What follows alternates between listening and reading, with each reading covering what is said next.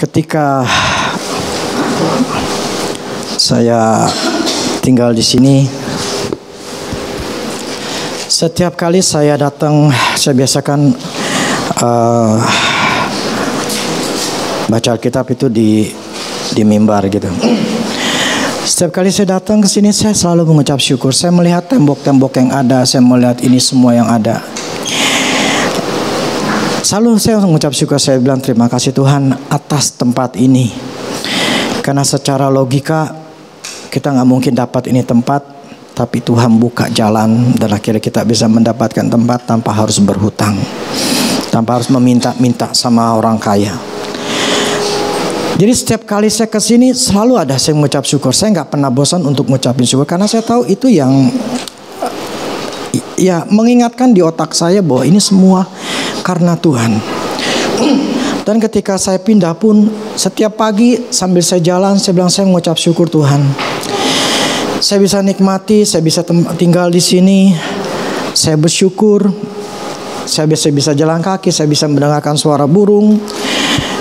Ya ada hal-hal yang kita bisa ucapkan syukur membuat kita akan menjadi. Walaupun saat itu dalam keadaan saya ada masalah, tetapi saya berusaha untuk mengingatkan atau ngomong ke pikiran saya, ke diri saya sendiri untuk selalu bisa mengucap syukur dengan apapun yang saat itu saya alami. Karena dengan saya mengucap syukur, saya ingat bahwa firman Allah katakan nih, we can do all things through Jesus Christ who strengthens us gitu. Tuhan itu kita dapat melakukan segala perkara, kita dapat bisa berharap kepada Tuhan dalam segala masalah, dalam segala keadaan. Itu karena Tuhan yang kasih kekuatan. Jadi apapun yang saat ini kita alami, kita akan bisa mendapatkan kekuatan dari Tuhan. Itu kalau kita bersyukur. Kalau kita nggak gerutu, kita ngomel, kita marah, itu akan membuat kita semakin turun, stres, tertekan, dan tidak akan ada jalan keluar. Karena kita yang membuat itu semuanya. Jadi, ku mau selalu bersyukur, bersyukurlah selalu. Amin. Apapun. Nah, saya ingin kita belajar. Ketika saya seperti dulu saya katakan, jadi gini. Masalah itu sebetulnya masalah ya yang kita hadapi itu semua timbul karena kita salah, karena kesalahan kita. Karena Allah tidak pernah membuat kita dibikin masalah, bikin kerugian, bikin susah. Allah tidak pernah menciptakan itu. Karena segala yang baik itu datangnya dari atas. Jadi Allah tidak pernah. Nah, cuma problemnya karena kita memang nggak sempurna, kita tidak berhati-hati, kita tidak bijaksana. Akhirnya kita mengalami masalah. Kita melakukan kesalahan. Akibat kita melakukan kesalahan, akhirnya kita jadi masalah. Kalau kita enggak salah, ya enggak ada masalah. Fine aja. Tapi karena kita salah, kita jadi bermasalah. Jadi problemnya adalah karena kesalahan kita lah yang membuat kita jadi bermasalah. Berbeda kalau kita sedang mengalami proses. Proses maksudnya dalam pekerjaan kita memang harus ada tantangan yang harus kita lakukan. Memang itu bagian kita. Tetapi kalau yang namanya masalah itu sifatnya adalah merugikan. Sifat itu membuat kita ya rugi aja. Prinsipnya adalah ada negatif yang kita alami. Itu adalah masalah. Tapi kalau kita bukan sebuah masalah yang membuat kita nggak rugi, yaitu sebuah tantangan, sebuah proses yang harus kita lakukan. Nah itu beda ya. Nah problemnya karena kita sering melakukan kesalahan demi kesalahan, akhirnya kita akan mengalami namanya ya masalah demi masalah. Jadi untuk kita tidak bermasalah, ya kita harus meminimalisir atau kita harus tidak punya masalah, tidak punya salah, gitu loh. Nah, jadi apa yang saya pelajari ya di dalam diri saya, dalam hidup saya dan orang-orang lain, ya saya bisa ambil kesimpulan bahwa Karena kita salahlah, kita sering itu jadi bermasalah. Nah, hari ini saya ingin mengerti, kita ingin belajar. Jadi ketika saya lagi renungkan, ketika saya bertanya sama Tuhan, salah saya di mana aja, apa-apa aja, akhirnya Tuhan jelasin bla bla blanya. Terus menurut saya coba pelajarin. Sebab tanpa kita pelajarin, kita nggak akan pernah gini. Makanya firman Allah kata gini di Yosua 1. Kalau kita mau merenungkan firman Tuhan itu siang dan malam, artinya otak kita ada firman, terus kita melakukan sesuai apa yang ada di dalamnya. Tuhan ngomong sama Yosua bahwa perjalananmu akan berhasil dan engkau akan beruntung, sukses gitu loh. Kita akan sukses dan akan beruntung. Kita harus tahu. Makanya saya kasih Julie aturan main untuk terima berkatnya Tuhan. Semua ada aturan main. Problemnya kita orang Kristen dari dulu bertahun-tahun, puluhan tahun, kita diajarkan adalah meminta sama Tuhan. Dan memang sampai sekarang pendeta selalu mengajarkan kita adalah minta sama Tuhan. Ada masalah, minta sama Tuhan. Kurang duit, minta sama Tuhan. Berkati. Akhirnya mental kita orang Kristen adalah meminta. Jadi meminta jadi seorang pengemis setiap hari. Nah ini yang memang yang apa ya? Ini sudah tertanam di dalam banyak orang Kristen, termasuk kita di sini. Fokus kita adalah bagaimana Tuhan menjawab doa kita, maka kita meminta. Akhir kita meminta Tuhan berkati kerjaan saya, berkati dagang saya, berkati anak saya, berkati segala macam. Kita minta Tuhan berkati. Itu ajaran memang selalu kita dapatkan. Tetapi setelah saya mengerti ginian, bukan itu caranya. Saya pun gak minta. Sudah beberapa tahun saya gak meminta-minta sama Tuhan. Apalagi dengan berapa dalam tahun inilah saya dibukakan lagi karena saya punya masalah. Akhirnya saya cari kesalahan saya. Akhirnya ketemu kesalahan saya. Ya saya beresin kesalahan saya. Nah habis ketemu beresin kesalahan saya belajar lagi. Lebih dalam lagi. Nah akhirnya karena saya belajar lebih dalam lagi, saya jadi otak saya tuh jadi lebih kebuka, sehingga saya memandangnya jadi lebih kebuka. Nah akhirnya ya saya nggak meminta-minta. Jadi apapun yang sekarang ini, saya jadi nggak minta sama Tuhan, karena saya tetap firman mengatakan segala berkat rohani telah disediakan. Jadi segala sesuatu sudah ada dan sudah tersedia. Titik. Kenapa saya harus minta? Orang uang udah ada, gitu loh. Orang udah dikasih, udah tersedia. Tapi bagaimana saya bisa melangkah untuk mengambil, itulah yang paling nomor satu. Bukan lagi menghadap kepada Tuhan meminta-minta. Jadi adalah salah kalau kita selalu berfokus bagaimana cara meminta setiap hari sama Tuhan. Setiap kali kita mau kerja, Tuhan berkati kerjaan saya. Enggak salah gitu loh. Tetapi ada hal yang sebetulnya kita otak kita itu harus punya apa ya? Punya settingan gitu loh. Disetting gitu loh. Bukan meminta, tetapi gua harus melakukan. Jadi bukan fokusnya meminta sama Tuhan, tapi fokusnya gua harus ngelakuin. Beda gitu loh. Dan melakukan apa yang harus kita lakukan, kita harus tahu aturan mainnya. Kita nggak bisa seenaknya mau kerja, mau dagang, mau apapun juga. Itu kita yang ngelakuin aja sambil kita berdoa supaya Tuhan berkati gitu loh. Nggak bisa. Kita harus tahu aturan mainnya, cara kerjanya. Kalau nggak kita nggak akan pernah bisa berhasil, nggak akan bisa gitu loh. Ini yang saya pelajari dalam beberapa minggu ini. Semua ada aturan main. Suka atau tidak suka itu aturan mainnya. Enggak ngelakuin ya sudah, enggak bisa. Enggak berhasil aja, enggak sukses aja. Titik gitu loh. Karena memang itu sudah aturan main yang Tuhan udah buat. Jadi mau apapun juga, kalian nungging lah, berpuasa lah, atau apa minta percuma, enggak akan terjawab. Kenapa? Karena ngelanggar aturan main Tuhan. Dan Tuhan tidak akan pernah berbelas kasihan karena kita miskin, karena kita susah. Yang ada Tuhan akan tolong. Tapi dengan prinsipnya begini.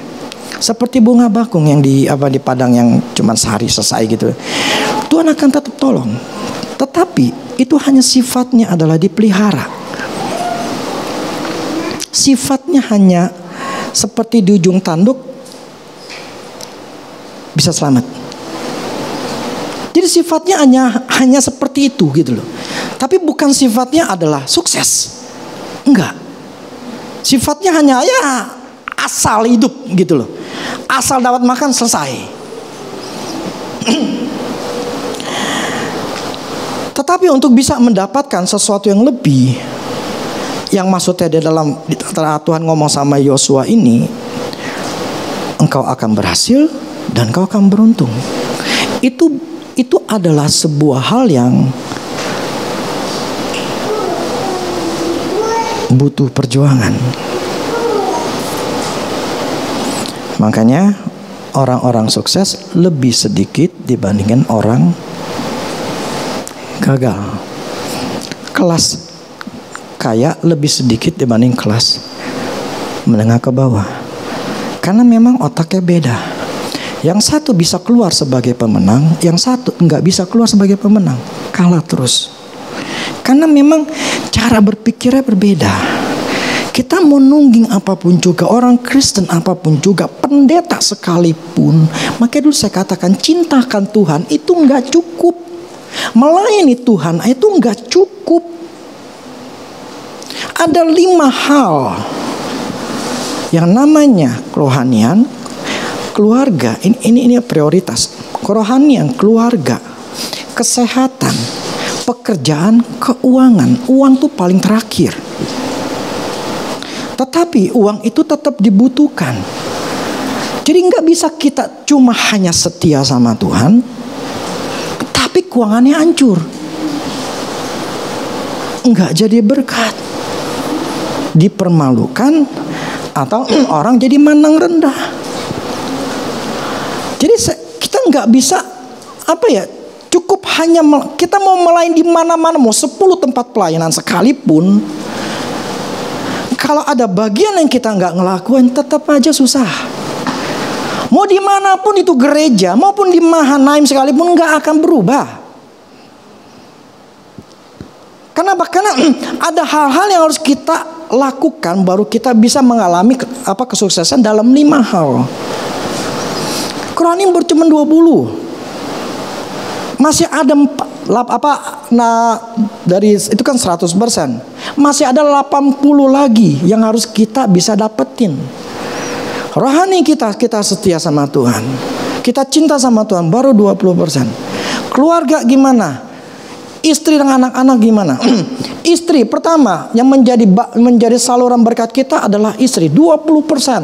Yang bisa istilahnya kebahagiaan dari keluarga itu ya suami, istri, anak semuanya harus mengalami ya sesuai dengan firman gitu loh. Itu baru 20%, jadi 40%. Setelah keluarga beres, istri melakukan, suami melakukan bagiannya, baru masuk kesehatan. Kita harus jaga kesehatan. Kenapa? Kalau kita nggak sehat gimana kerja? Ya kan? Setelah kita sehat, kita bagus, kita baru bisa kerjaan. Kerjaannya kita gara-gara 3 ini bagus, kerjaan bisa.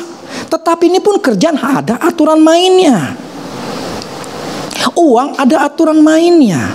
Semua ada aturan mainnya. Enggak bisa seenaknya kita dengan cara doa-doa doang. Enggak. Bukan berarti saya meremehkan doa. Cuman yang saya katakan gini, doanya saya itu bukan merengek meminta sama Tuhan.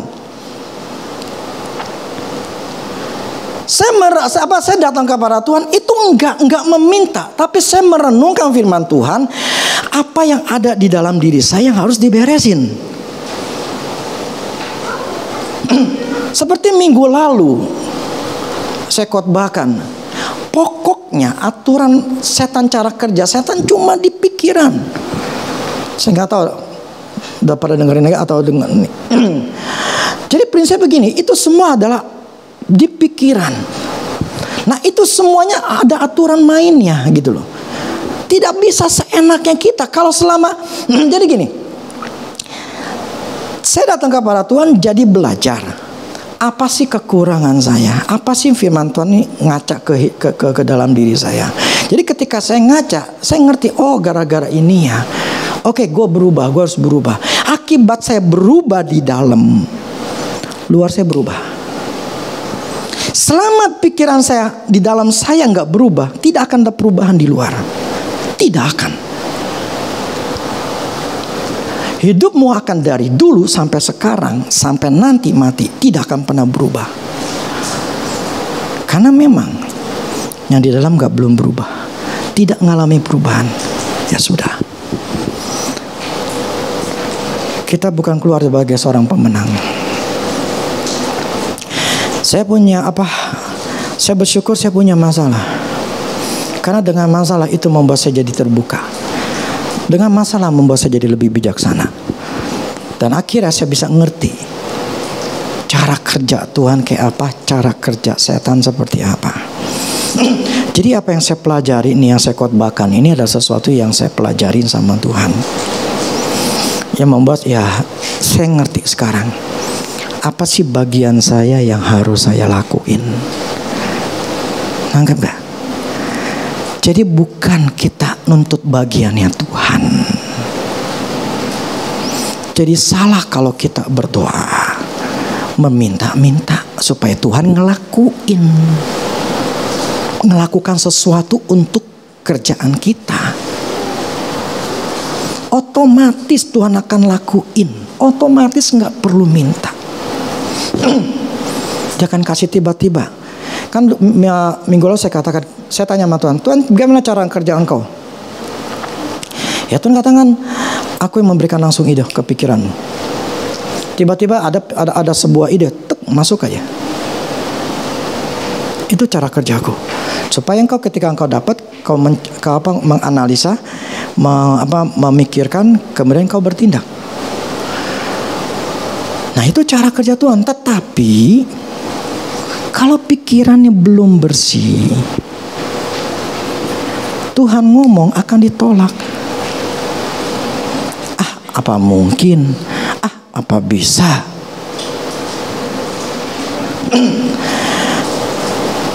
Jadi penting bagi kita coba ubah kalau datang ke Tuhan, bukan meminta. Coba cari Tuhan, cari yang namanya hatinya Tuhan, kebenarannya, bukan tangannya. Nah akibatnya dia akan kasih tahu, dan kita mau terbuka sama Tuhan untuk Tuhan nyatakan saya salahnya di mana. Barulah Tuhan, kalau kita terbuka, barulah Tuhan akan nyatakan ini loh itu. Karena dengan kita terbuka sama Tuhan dan Tuhan nyatakan, dan kita nggak perlu minta sama Tuhan. Ketika kita dikasih tahu dan kita ngerti dan kita mencoba melakukan bagian kita, itu otomatis. Nanti ini saya akan sambung. Kejadian 8 ayat 22. Firman Tuhan begini.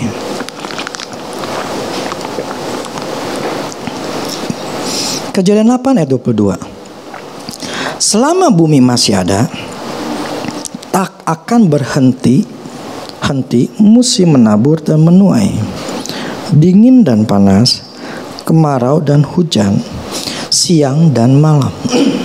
Jadi selama bumi masih ada, pasti akan ada namanya musim menabur dan musim menuai.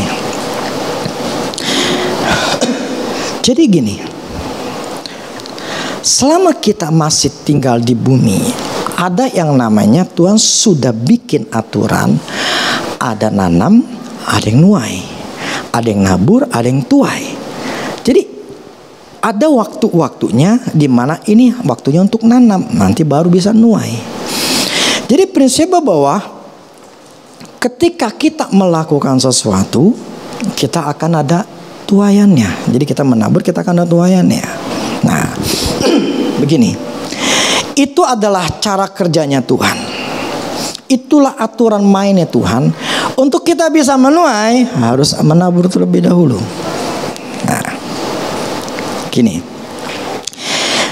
Ada seseorang, dia orangnya ya baru dalam Tuhan ya. Dia cinta Tuhan, menggebu-gebu sekali. Nah, saking menggebu-gebu dia percaya Tuhan itu bisa melakukan mukjizat. Betul nggak? Saya yakin semua kita orang Kristen bahwa Tuhan itu mampu melakukan mukjizat. Betul nggak? Melakukan yang luar biasa. Bisa kan? Semua orang Kristen pasti percaya. Tetapi mereka bertanya, apakah Tuhan mau melakukannya dalam hidup saya? Apakah Tuhan bersedia? Begini, ada seorang yang benar-benar cinta sama Tuhan. Nah, dia punya tanah dan dia pengen nanam pohon gandum. Ya, dia nanam gandum, tapi dia nanamnya itu dia berpikir bahwa Tuhan akan bisa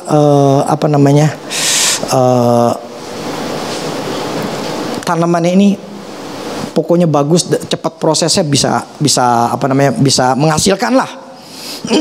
Nah, apa yang dia lakukan? Dia menanam, pertama dia pinjem bank dulu. Nah, pokoknya singkat cerita gini, dia ngomel.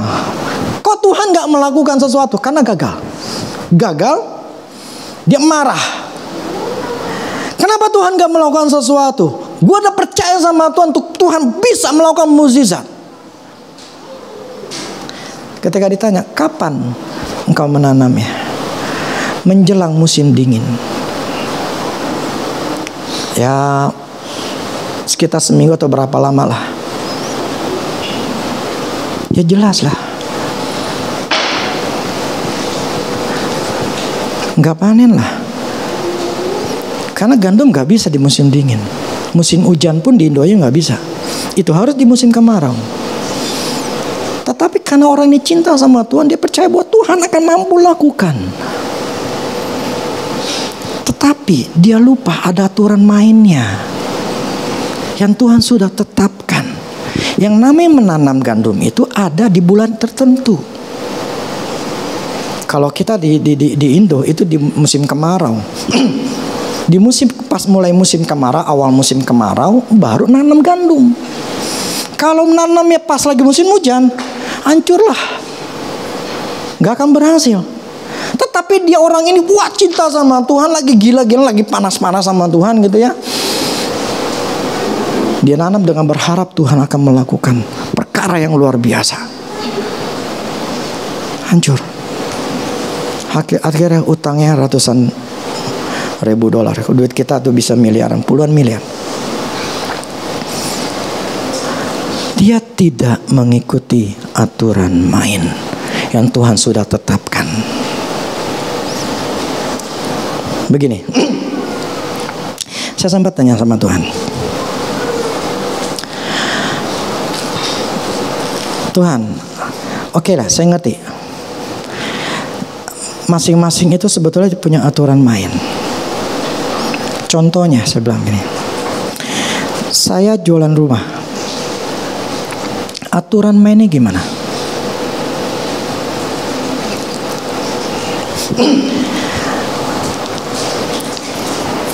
Ini kan marketing. Saya jualan kan. Terus istilah saya dialog sama Tuhan. Ini sebetulnya hal yang simpel, tetapi ini seringkali kita nggak pikirin. Tuhan bilang begini. Itu rumah, semakin banyak orang yang lihat, semakin besar nggak kesempatannya? Makin besar kan? Jadi kalau saya pengen kejual itu rumah, berarti saya harus menyebar iklan sebanyak mungkin orang bisa ngelihat. Betul gak? Logis gak? Kalau saya cuma hanya satu website yang saya pasang, yang saya taruh, apakah lebih baik dengan saya taruh itu di 10 website? Kesempatan yang mana yang banyak? 1 atau 10? 10. Artinya apa? Aturan mainnya, kalau pengen dagang dan mau juga jual, ya harus banyak orang yang lihat. Sekarang saya tanya, di mall, sekarang lagi musim pandemi kayak gini, mall itu misalnya yang datang 1.000, sekarang 1.000, dibandingkan sebelumnya ada 10.000 yang datang, mana yang banyak kejual? Yang 10.000. Karena semakin kecil kesempatan atau kemungkinan juga semakin kecil, ya kan? Artinya apa? Kita harus tahu aturan mainnya adalah seperti itu. Terus kita berdoa, Tuhan tolong berkati supaya ini. Istilah gini, saya cuma hanya satu website, tapi saya berdoa, Tuhan tolong di website ini supaya ada yang ngelihat, ada yang beli. Tuhan tolong. Setiap hari saya ngeliatin kayak gitu.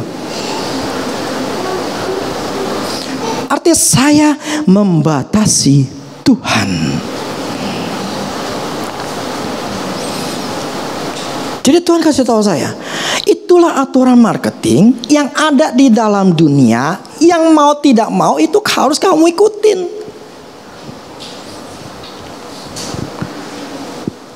Nggak bisa bergantung dalam satu hal aja, tapi kita juga harus bisa melebarkan atau berpikir atau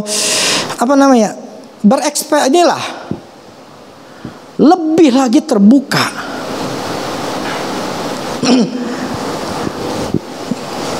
Nah, akhirnya ya sudah, saya buka saya pasang iklan lagi. Ke banyak website saya pasangin. Ada yang gratis, ada yang saya bayar. Pokoknya semua yang saya taruh semua. Memang masih ya ada sih ya, tapi beda rumah lah yang saya akhirnya memang saya dapat gitu loh. Akhirnya saya dapat. Waktu itu saya push, akhirnya dapat. Memang lagi dalam proses. Tapi istilah gini, itu Tuhan kasih tahu sama saya. Jadi saya enggak berdoa meminta sama Tuhan, tapi saya melakukan bagian saya. Secara otak, yang namanya lu jualan, ya lu harus bisa nyebar supaya banyak orang ngelihat. Itu kan pakai otak ya, mesti ngerti gitu istilahnya. Memang akhirnya saya kejualnya itu memang di yang sudah bayar sebelumnya. Cuma maksud saya, itu saya push gitu loh. Saya push dulu. Maksudnya saya sundul terus gitu loh. Ya akhirnya berhasil. Jadi saya minta bukan saya minta sama Tuhan untuk Tuhan lakukan bagiannya, karena Tuhan sudah lakukan bagiannya. Sekarang bagian saya yang harus saya lakukan gitu loh. Contoh masalah makanan, simple. Kalau makanan enak, laku nggak? Laku nggak? Nah problemnya itu makanan enak, ada yang tahu nggak?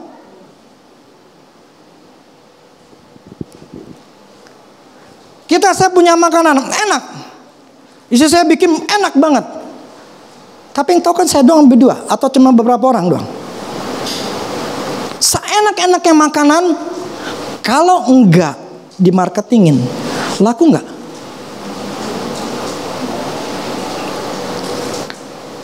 Jadi bagian kita harus ngelakuin gitu loh. Kita bukan minta Tuhan tolong. Lu udah punya otak, lu pakai otak lu. Lu marketing seluas-luasnya. Yang tadi saya satu website, saya cuma waktu tahun 2 website. Emang dari website 1 sama kedua ini yang pertama tuh memang saya selalu yang pertama ini selalu dapat terus gitu loh. Yang kedua nggak pernah. Tapi akhirnya ternyata yang kedua dapat. Itu pun Tuhan kasih tahu nih, harganya segini, kamu lakukan begini-gini. Itu akhirnya saya dapat. Yang saya maksud begini, kita harus tahu aturan mainnya yang ada di dalam dunia ini. Jadi bukannya kita sekarang ini adalah fokusnya adalah meminta, tapi kita tidak melakukan bagian kita atau aturan main yang sudah Tuhan bikin. Yang otomatis kalau kita ngelakuin pasti terjadi. Contoh gaya gravitasi. Yang namanya gravitasi itu daya tarik bumi. Kalau kita lepasin benda pasti akan jatuh. Apakah cuma ada di Indonesia? Di kutub berlaku juga nggak? Berlaku juga. Dimanapun di seluruh dunia itu berlaku. Tapi seringkali aturan main inilah kita nggak tahu dan kita tidak mau mengerti. Pokoknya minta aja sama Tuhan, titik gitu loh. Minta aja sama Tuhan. Tapi kita nggak memikirkan ini gue salah, gue seharusnya nggak boleh begini. Itulah maksud saya. Ada nggak bagian dalam hidup kita, di dalam diri kita, pikiran kita yang salah? Jadi datang kepada Tuhan adalah mengintrospeksi diri kita, bukan introspeksi Tuhan.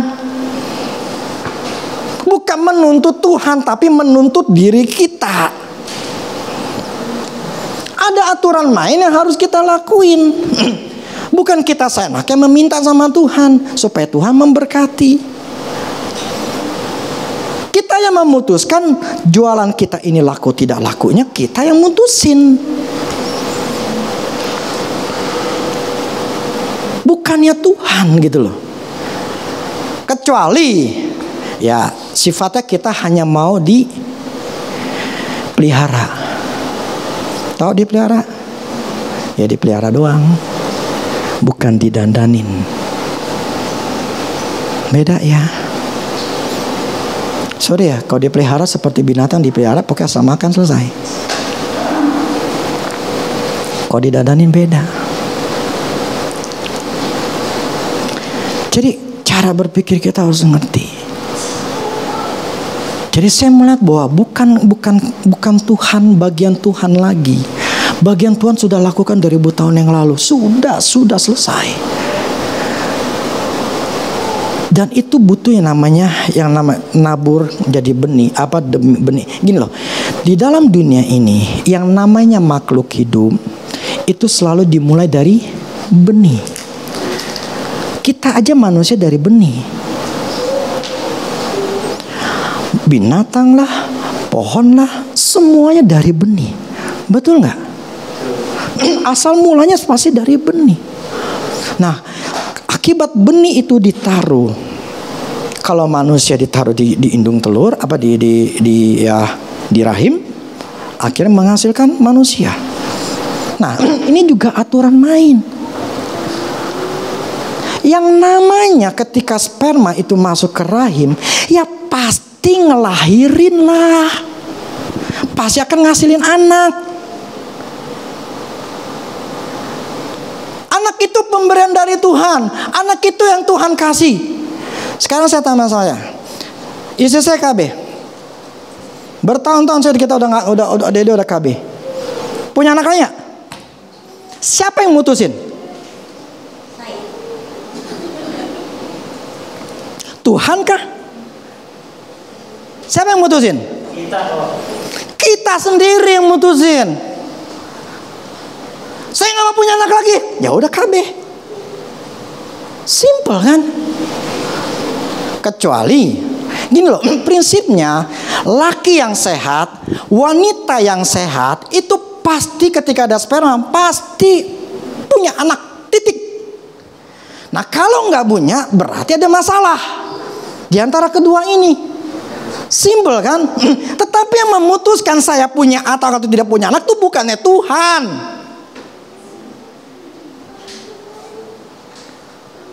Loh, terus apa Tuhan?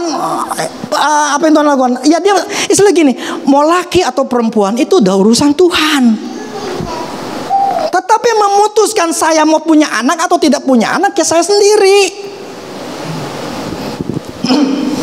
si Marvel, ini pun jadi juga karena saya nggak kepikiran. Saya waktu itu KB 3 tahun, KB tanpa itu, tapi tetap aja nggak bisa. Dan ketika dia si istri saya nyata bilang hamil, saya kaget, saya syok. Padahal saat itu saya susah, sangat susah. Tapi saya takut sama Tuhan. Saya tidak berusaha untuk menggagalkan atau membunuh itu anak.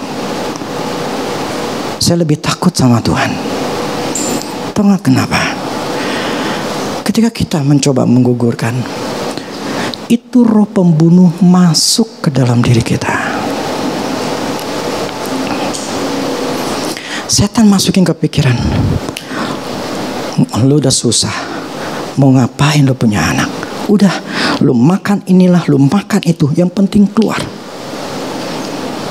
Itu pikiran masuk ke dalam pikiran kita, pikiran jahat. Ketika kita masuk, kemudian kita olah, mengiyakan, memang gua susah. Akhirnya kita bertindak, roh pembunuh masuk. Ketika roh pembunuh masuk, masuklah di dalam diri kita. Dan ketika masuk ke dalam diri kita, roh pembunuh itu akan bercokol. Dan akhirnya, di mana dosa, siapa yang kerja? Setan kerja. Hidupmu selalu dikerjain sama setan.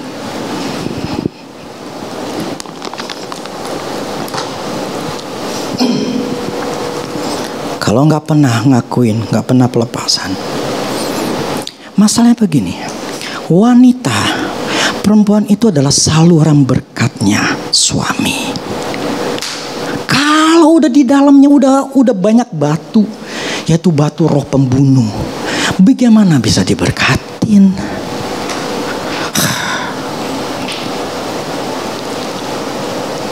Makanya sekalipun saya waktu itu Marvel, saya terima, walaupun syok memang saya lagi miskin, susah,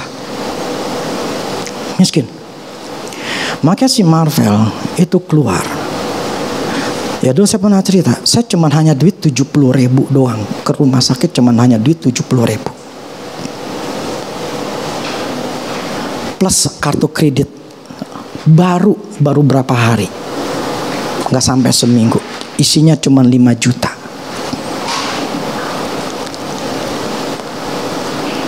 Itu susahnya saya. Sehingga ini anak kredit. Dan saya bisa bayar, karena tuh bayarnya nyicil.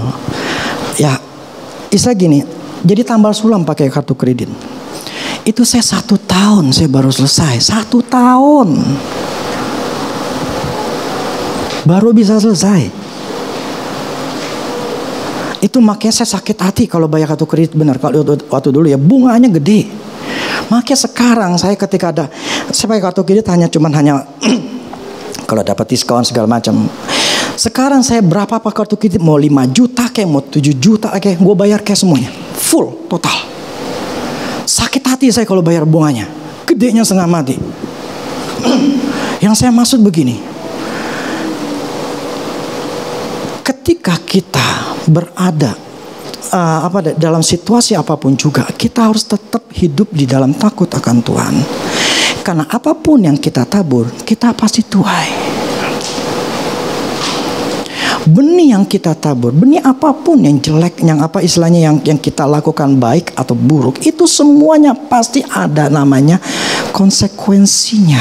Titik, mau diapain pokoknya seperti itu.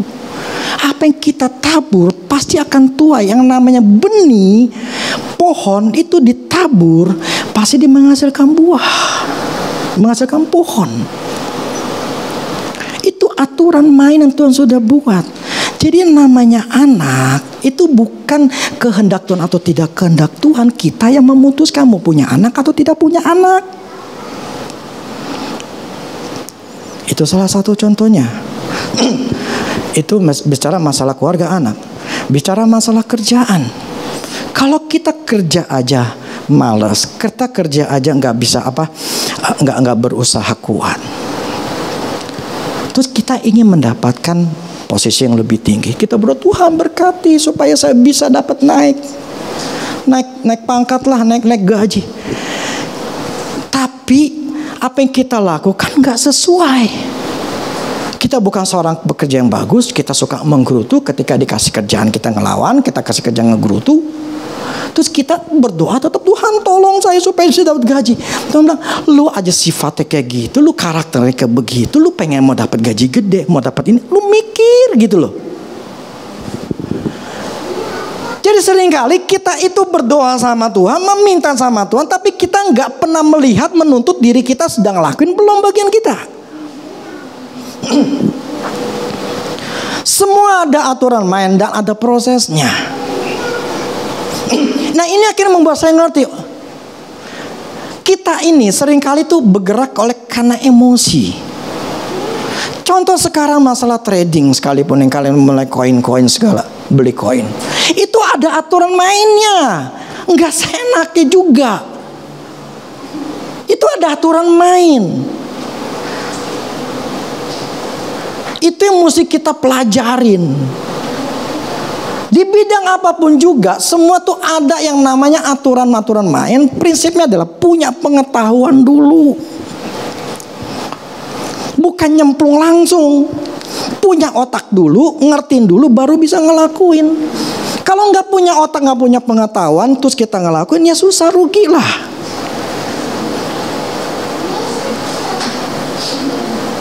Tapi kita seringkali kita berdoa sama Tuhan dan akhirnya kita melakukan dengan emosi, akhirnya kita ya salah. Akibat salah ya masalah. Nah ini yang kita seringkali, banyak orang Kristen kita ini berharap sama Tuhan, tapi dengan cara yang salah.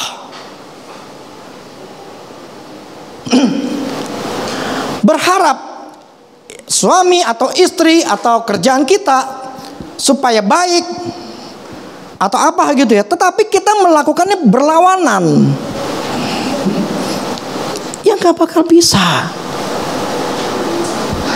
Jadi hidup itu harus pakai otak gitu istilahnya. Hidup tuh harus mesti punya pengetahuan terlebih dahulu. Kita nggak bisa nuntut sama Tuhan, tetapi kita nggak pernah nuntut bagian kita untuk kita ngelakuin.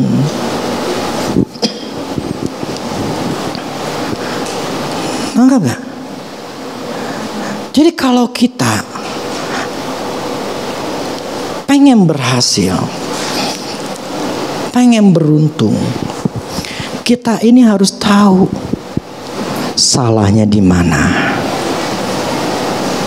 Apa yang saya belum lakuin?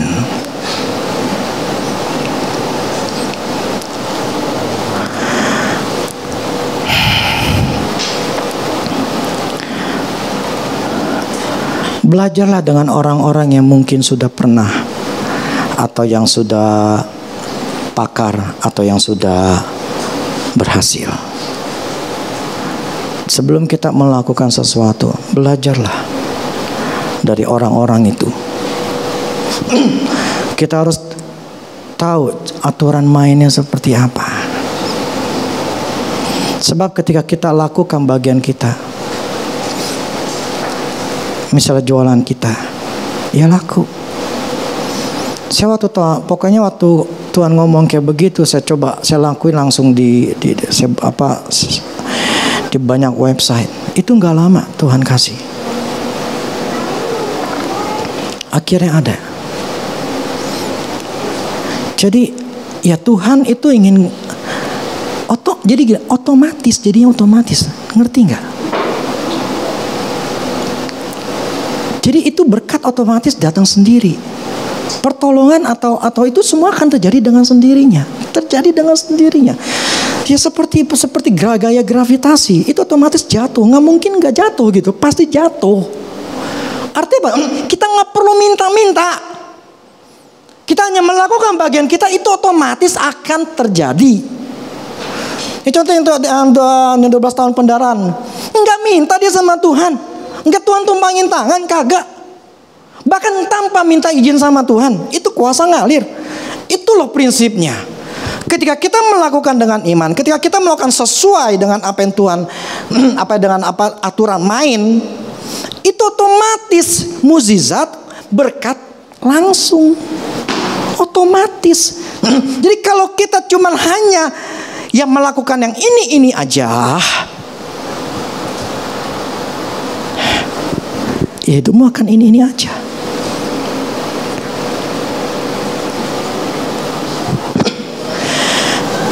Kalau saya melihat begini,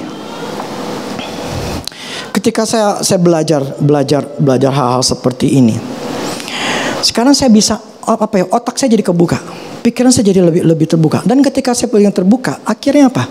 Saya tuh punya iman yang jadi lebih terbuka lagi. Karena saya ngeliatnya lebih lebar.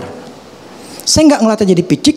Karena kemarin kan saya dikuasai sama setan, pikirannya mandek lah segala macam, itu dikuasai sama setan. Jadi ketika saya lepasin itu semua, akhirnya tuh genggaman yang gak ada, saya bisa ngeliat terbuka gitu.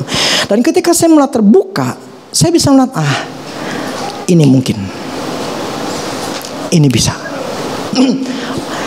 Dan saya ingin akan keluar sebagai seorang pemenang. Saya akan keluar sebagai seorang pemenang.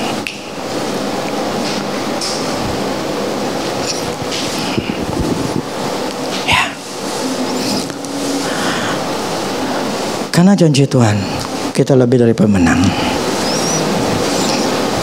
Seharusnya ketika punya masalah, kita keluar dari seorang pemenang. Amin.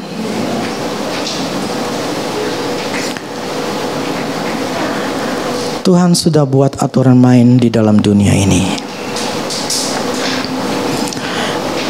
Itu prinsipnya. Jadi jangan jadi orang Kristen yang hidupnya hanyalah seorang pengemis. Setiap hari minta berkatin. Enggak salah. Tetapi itu menjadi fokusnya kita. Uang.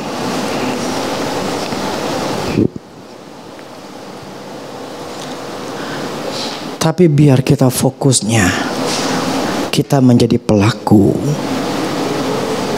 firman Tuhan. Amin.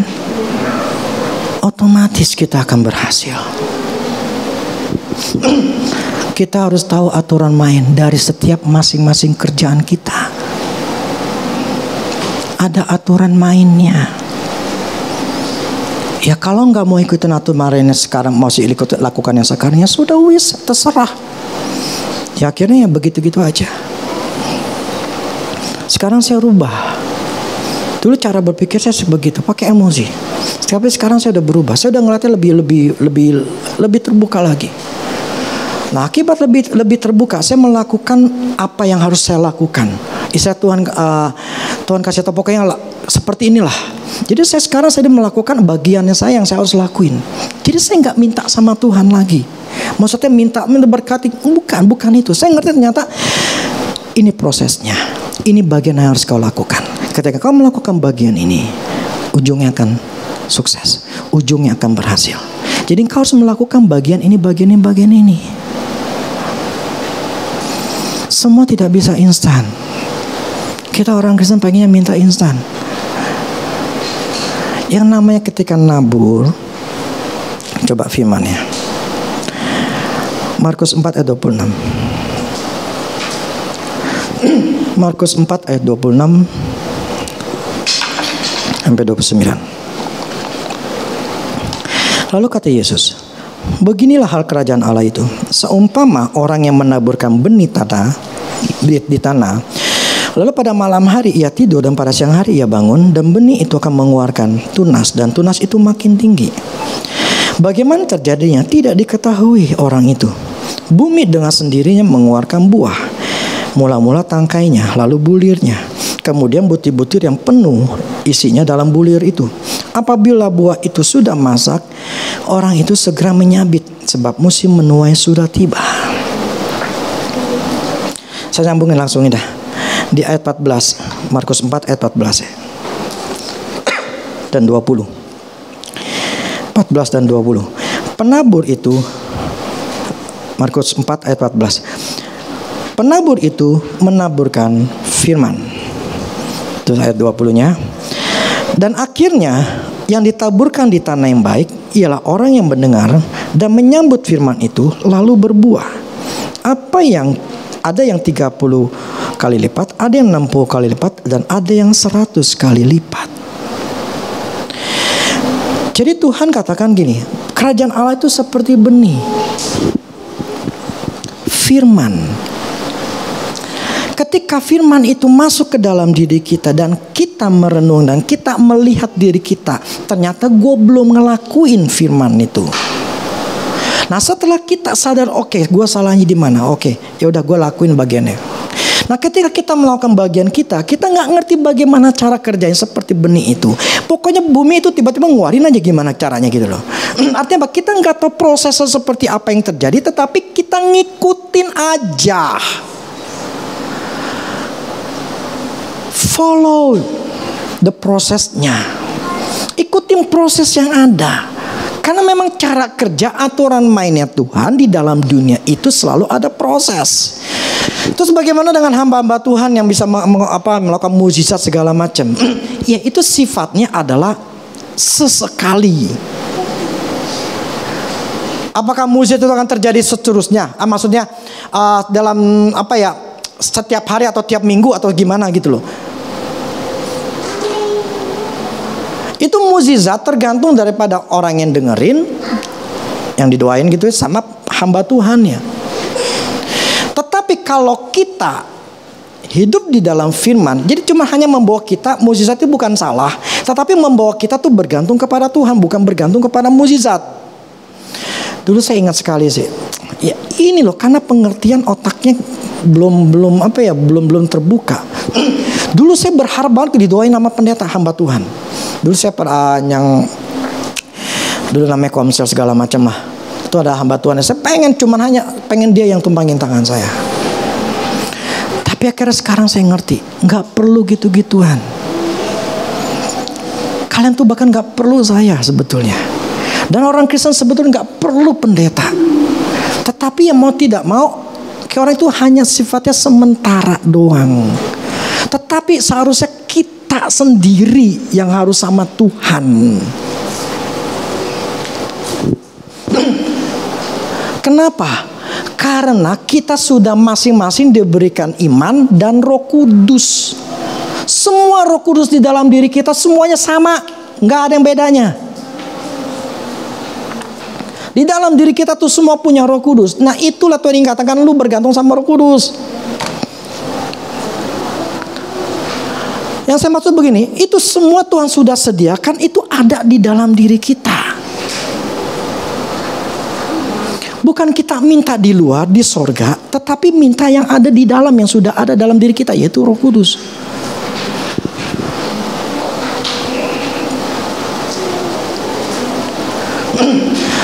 Yang saya maksud begini, hidup itu kita harus tahu aturan mainnya. Ya. Jangan kebablasan dengan cara pokoknya ya minta sama Tuhan, pokoknya ke Tuhan aja gitu loh. Tapi kita nggak pernah mengecek, menilai diri kita gitu loh. Nggak menganalisa, mempertimbangkan diri kita nih kayak apa. Kita jadi menuntut Tuhan, tapi kita tidak menuntut diri kita untuk berubah. Apakah setelah saya bisa diperbaiki? Bisa, semuanya bisa.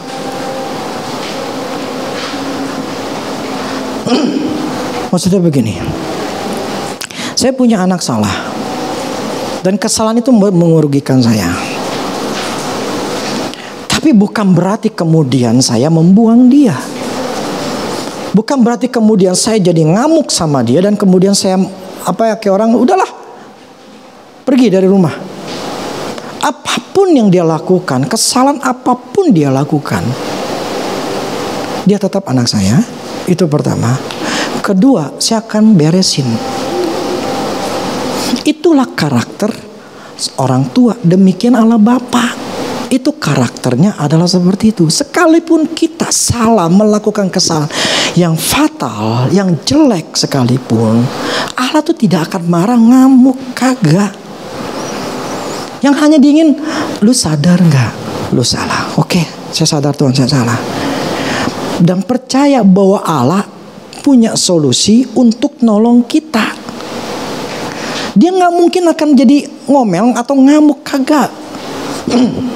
Tapi memang satu hal yang kita harus ngerti nih ya. Di Roma 8 ayat 1 katakan, tidak ada penghukuman bagi orang di dalam Kristus. Amin.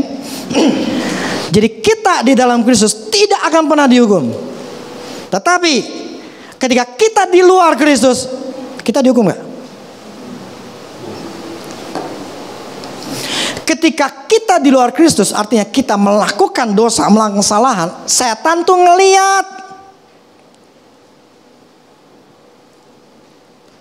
Karena kita kasih kesempatan, kita masuk jebakan dia masuk pikiran, kita masuk jebakan dia, kita ngelakuin, kita salah. Akhirnya kita punya bermasalah. Itulah hukuman yang kita terima.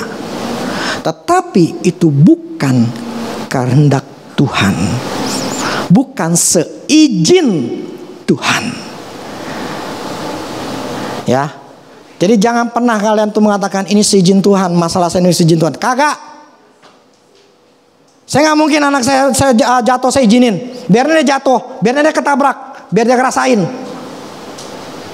Nggak mungkin saya lakuin kayak gitu. Nah, problemnya memang setan itu akan ngerjain kita. Ada hukuman, tetapi kita bisa lepas dari hukuman itu. Tetapi kita harus ngalamin dulu hal yang gak enak. Kenapa? Itu konsekuensinya. Kalau kita enggak, gini loh. Kalau tidak ada kita ngalami masalah, kita kan bisa seenak jidat. Kalau anak saya gak pernah saya hukum dalam arti ketika dia salah, saya akan bisa mempunyai anak yang sangat-sangat memberontak. Tapi mau tidak mau saya harus disiplinkan mereka, saya harus atur mereka supaya mereka tidak menjadi seorang pemberontak. Tapi itu memang gak enak. Doang saya sabetin, tapi saya punya tujuan supaya dia semakin baik. Akhirnya apa? Setelah dia selesai, dia ngerti dia salah, untuk dia gak ngelakuin lagi. Allah akan membereskan setiap masalah yang sudah kita lakukan yang salah. Dia akan tolong kita. Tetapi kita harus keluar dari situ dulu. Dengan cara apa? Sadar dan bertobat. Minta pengampunan dan dibersihkan. Karena prinsipnya selama ada dosa, siapa yang kerja? Setan yang kerja.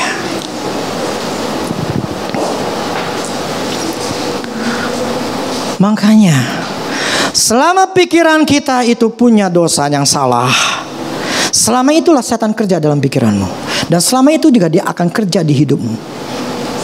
Selama pikiran kita tidak pernah berubah, hidupmu tidak akan pernah berubah. Itu akan terlihat. Contoh gini, saya misalnya ke rumah Elan.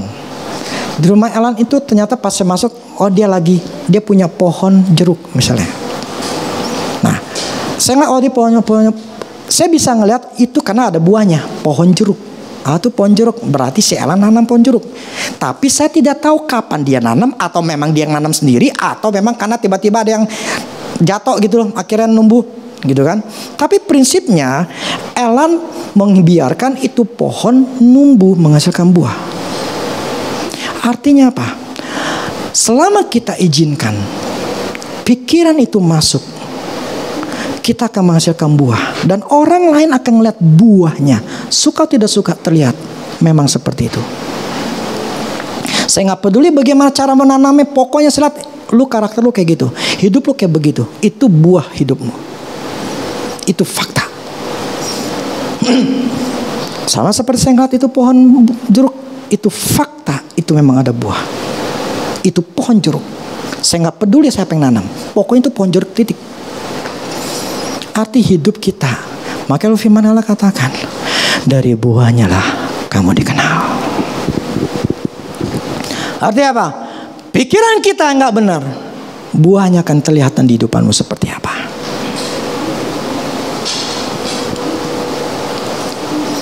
Nggak berubah, berarti memang pikiranmu masih belum benar. Simple. Pikiran saya nggak benar, masalah saya tidak akan pernah selesai. Tapi kalau pikiran saya sudah benar dilurusin, masalah saya pasti selesai. Dan saya akan keluar sebagai seorang pemenang. Jadi sangat penting untuk kita ubah otak ini. Pelajari otakmu, isi otakmu apa, supaya tahu apa yang salah. Selama ini nggak berubah, ya, tidak ada perubahan di dalam, tidak akan terjadi perubahan di luar. Itu yang saya tanamkan di pikiran saya. Saya tanamkan di hati saya. Tuhan, apa yang saya harus beresin? Hati atau pikiran apa yang masih salah? Saya nggak mau ngalami hal-hal yang gak enak. Satu prinsip gini, contoh saya ke anak. Saya pegang prinsipnya begini.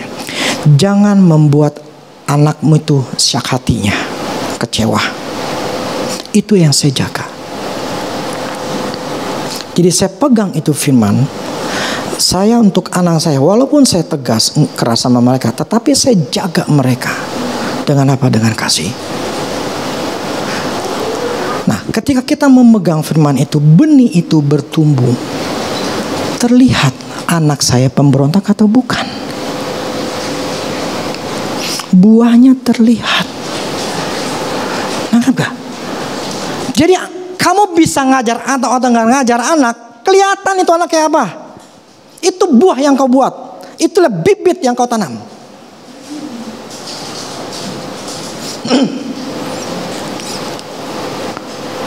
Nah apa? Kalau kita dari ngajar tuh anak malas, bla bla segala macem, nggak diajarkan dia ngambil tanggung jawab, itu anak pasti malas. Kalau dari masih kecil selalu dikasih dan tanpa ada tanggung jawab, tanpa harus lu mesti lakuin ini baru papi kasih, itu dia selalu dimanjain seperti itu udah gede pasti jadi pemberontak. Dan terlihat dari buahnya. Sehingga saya bisa ngomong, itu bapak emaknya nggak ngajarin. Jadi jangan marah kalau orang ngomong seperti itu. Karena faktanya engkau yang membuktikan memang engkau punya karakter kayak gitu. Artinya bapak malu nggak ngajarin. Ada orang yang nggak suka diomong kayak gitu. Tapi fakta buahnya nggak bisa diomong, nggak bisa.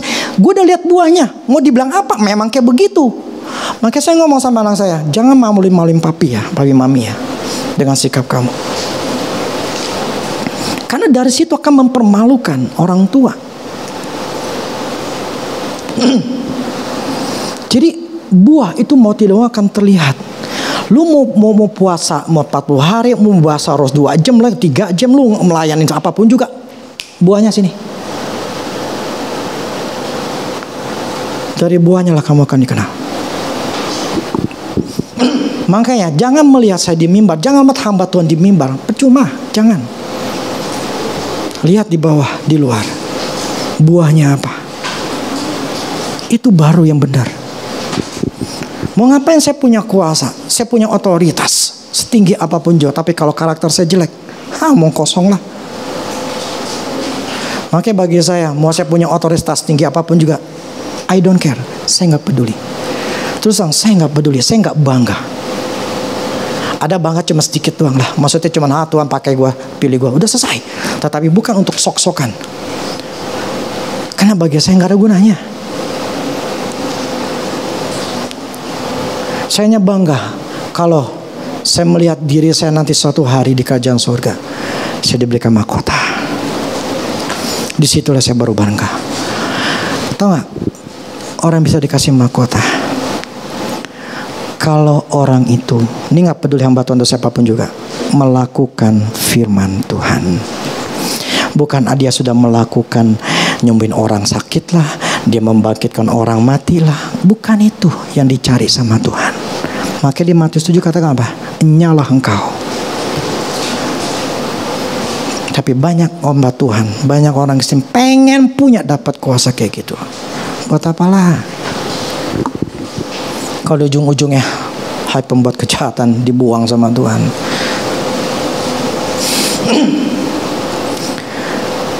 Jadi saya balik lagi. Semua ada aturan main. Amin. Di kerohanian, di pekerjaan, keluarga, semua ada aturan main. Suka atau tidak suka, kalau kita nggak ngelakuin bagian kita, ya sudah, itulah yang kau dapat. Tapi dengan pelajaran ini buat saya semakin ngerti. Berarti ada bagian yang saya harus lakuin. Dan aturan main itu kalau saya pengen laku, kalau saya mau laku, saya harus marketingnya yang lebih kuat.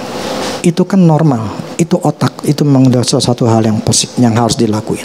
Tapi kalau kita tidak mau ngelakuin, ya sudah, begitu saja terus. Makanya apa ya? Kita harus mengalami perubahan. Kalau kita ingin hidup kita berubah, ya kita harus melakukan perubahan. Kalau kita nggak mau melakukan perubahan, ya sudah, seperti itu terus. Makanya apa ya? Dengan ini saya jadi kebuka banyak. Oke, kalau gue udah begini, nanti gue akan lakukan ini, melakukan ini. Ini akan gue akan aman nantinya di hari tua gue akan aman. Gue akan lakukan ini, lakukan ini.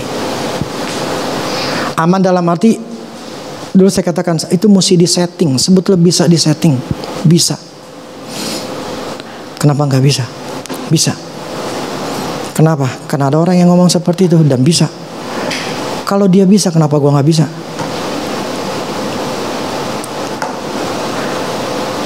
Kenapa kalian nggak bilang seperti itu juga? Kalau kau udah bisa, kenapa gue nggak bisa?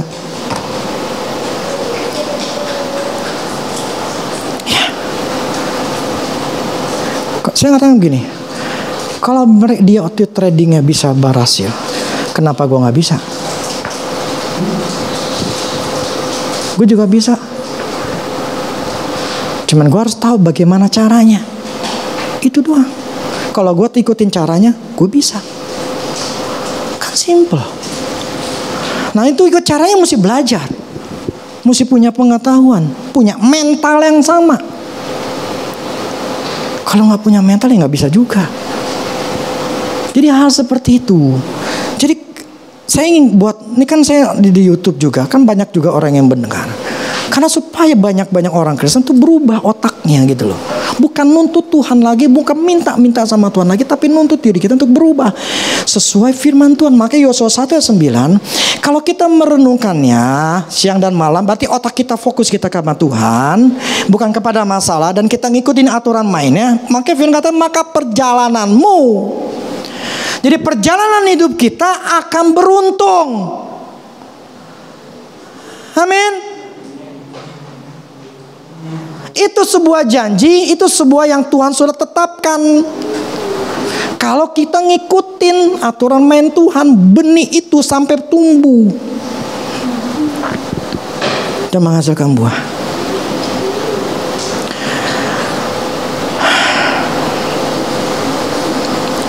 Oke, saya ngomong gini karena buat diri saya sendiri. Saya fight untuk diri saya sendiri. Maksudnya fight gini loh, kita tim manusia kadang-kala malas, kadang-kala ribet segala macem lah. Karena kita harus ngelakuin ini, ngelakuin itu. Tetapi ya saya harus nge-push diri saya sendiri. Sangkal diri jadinya. Gue harus bisa, gue harus ngelakuin. Kalau gue nggak ngelakuin, gue nggak bisa dapet nih. Nah seperti itu, fight. Punya mental yang kuat. Sekalipun salah, bukan menjadi orang putus asa, tapi tetap bangkit. Amin. Punyalah waktu, pelajarin otakmu, buang baru kau bisa berhasil. Nanti kita akan lihat. Saya hanya nunggu 1 bulan seperti apa. Saya lagi proses. Saya lagi ngikutin prosesnya Tuhan. Saya lagi ikutin. Nanti setelah proses saya lihat, saya sudah ngelakuin prosesnya Tuhan, bagian saya. Karena semua ada seproses. Ketika saya melakukan prosesnya, saya akan keluar sebagai seorang pemenang. Dan saya harus bisa sebagai seorang pemenang. Kenapa? Karena itu akan menjadi buat bahan saya ngajarin ke anak. Ya. Jadi contoh, saya harus punya bahan sebagai contoh buat anak saya. Ini papi ngalamin begini, tapi sekarang papi bisa keluar.